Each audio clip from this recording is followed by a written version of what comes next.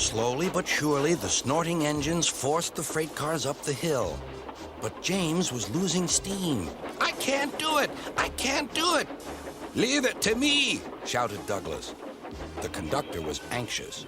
"Go steady! The van's breaking!" The van was in pieces. No one had been hurt, and soon Edward came to clear the mess. So Edward was panting up behind with every ounce of steam he had. At last he caught up with James.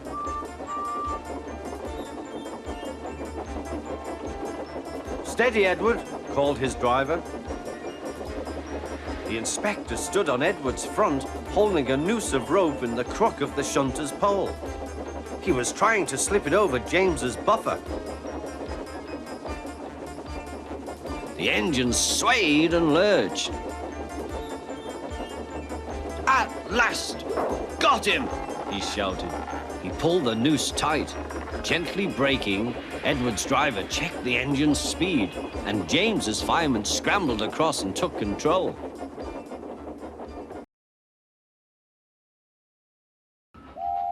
When Duck returned, Diesel was trying to take some cars from a siding. They were old and empty. They had not been touched for a long time. Diesel found them hard to move. Pull! Push! Backwards! Forwards! Oh-wee! Oh-wee! The cars groaned. We can't! We won't! Duck watched with interest. Diesel lost patience. Grrr, grrr, he roared and gave a great heave. The cars jerked forward. Oh! Oh! They screamed. We can't! We won't! Some of their brakes snapped, and the gear jammed in the sleepers. Arr, grrr. Oh! Ho, ho, ho! Chuckled Duck. Diesel recovered and tried to push the cars back, but they wouldn't move. Duck ran quietly round to collect the other cars. Thank you for arranging these, Diesel. I must go now. Don't you want this lot? No, thank you. Diesel gulped. And I've taken all this trouble. Why didn't you tell me? You never asked me. Besides, said Duck, you were having such fun being Rev whatever it was you said. Goodbye. Arr, grrr. Oh! We've loosened the couplings, Edward. Now you can pick up your coaches one by one, just as you do with freight cars. That'll be much easier, said Edward. Come on, he puffed and moved cautiously forward. The first coach moving helped to start the second, and the second helped the third.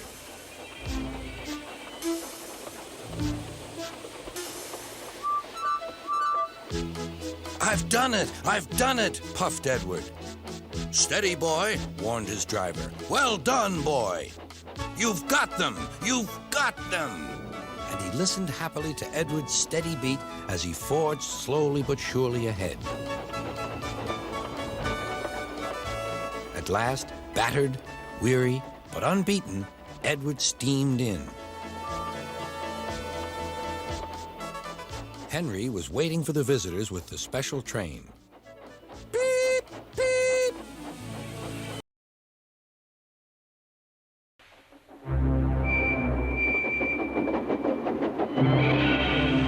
Peep, peep, pip, pip, pip, peep. Let me in! Let me in! Wailed Percy. No, no, not by the smoke of my chimney, chim. I'll chuff and I'll puff and I'll break your door in. Oh dear, exclaimed Thomas. It's getting late. Oh, I'd no idea. Oh, I must find Annie and Clarabelle.